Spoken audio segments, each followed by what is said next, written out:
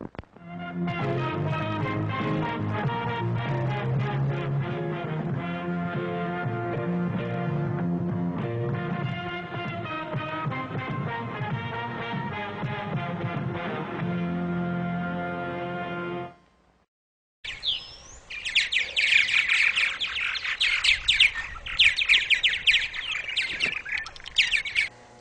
folks, now it's time to make the swing arm in our trap, or the teeter-totter.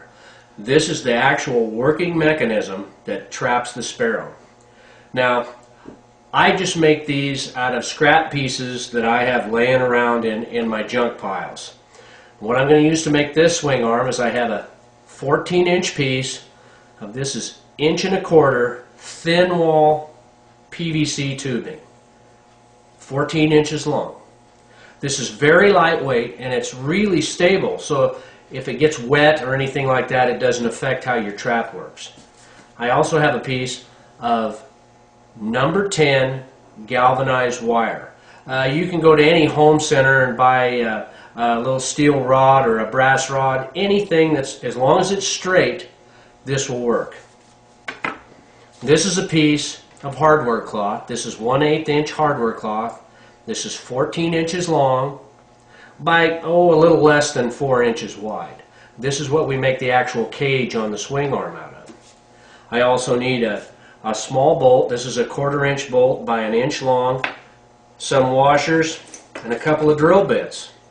And this will get us going.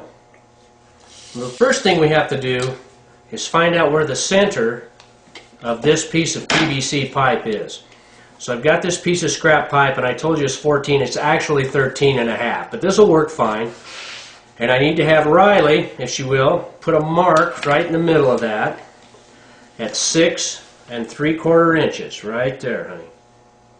Here? Yep. Now we need to drill a hole right there where that mark is so that our pivot rod can go through that. Let's go over to the drill press. Okay, so we have our piece of pipe over at the drill press. We have our mark in the middle.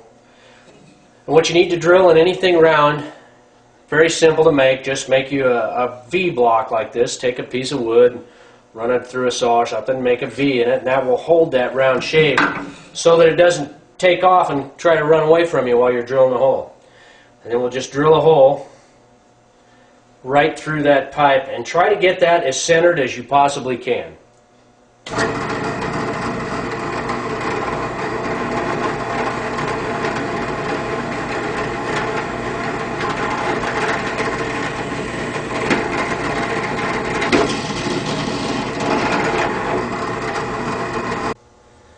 Alright, now we have our hole drilled in the middle of our piece of PVC pipe. Now what we need to do is bevel this pipe on what will be the bottom of the swing arm so that the pipe will swing closer to the floor of the trap. And what we want to do is just, we'll cut a 45 off, or whatever angle works the best for you. Just bevel that bottom of that pipe so that when that pipe is swinging, it will swing closer to the floor of the trap. We'll go to the bandsaw and do that next. Alright, now you can see that we have the ends of our PVC tube beveled. And you can see when that swings, it'll get closer to the floor of the trap. It just allows a little more range of motion in that swing arm so you don't have any hang-ups. Now we have to make the pivot. Now remember, in our frame, on the inside of this we have 4 inches. This is 4 inches wide. So we need to take a piece of this number 10 wire, or whatever you're going to use for your pivot, and I want that cut. I'm going to cut that right at 4 inches because I'm going to smooth the ends of this up so there's really no friction or anything to grab, and then it'll sit nicely in those slots inside here. I'm going to go ahead and cut that wire. I'll measure my 4 inches. You see that 4 inches long. Get a hold of that with a good pair of pliers. And this stuff's tough. I'll give it a good pinch and then just snap it off. Now you can see that just barely fits inside of there. Now I'm going to take this piece of wire and I'll file the ends of that and get them nice and smooth.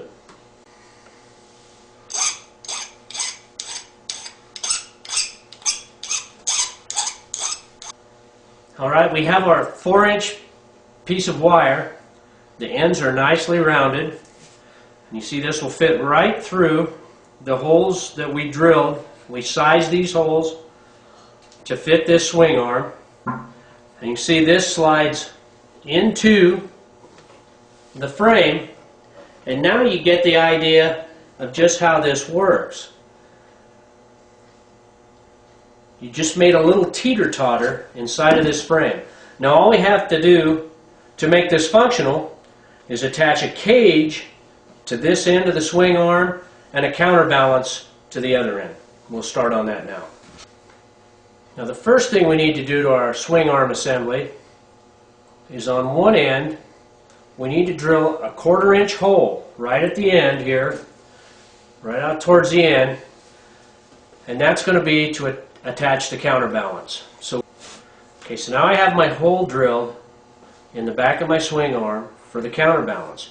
Now I'm going to lay the whole swing arm assembly back into the elevator frame because I want to take this piece of hardware cloth and lay it on here and kind of see where I have to bend this. What I'm going to have to do is bend this around like this and make a little cage right on the end of this swing arm. But I don't want it to interfere with the trap. When I build the trap, when I put the wire on the trap, there will be a wall of woven wire here. So we need to make sure that this will swing freely and not hit this woven wire wall. So I'm going to just eyeball that on there, see where I have to bend this wire. You want this cage to be the width of your entry. So I've got that bent. I've kind of seen where I want to put that. Now I'm just going to put a couple of self-tapping screws right through this woven wire, right down into this pipe, and that way we'll have our capture cage put on there. We'll start on that right now.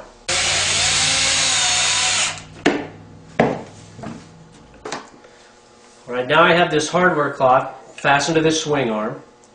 I just need to bend it over and make a small capture cage here. Now I'm going to attach this to the other end with just some small zip ties.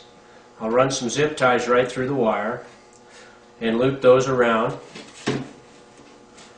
and fasten that wire back down. But you can use anything to fasten this, whatever you have laying around, even a piece of string if that's what you have. I mean, you can make these out of anything is the point I'm trying to make. Whatever you have laying around, you can make something that'll catch your sparrows for you.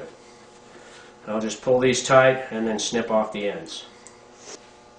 Alright, now that we have our cage mounted to our swing arm, we're going to insert our pivot back in, and then we'll just center that up on the swing arm, and then we'll just fix that with a little dab of hot glue on the sides there, just to keep that from sliding. That's very snug in that hole, but it will slide back and forth over time, so we're going to try to eliminate that.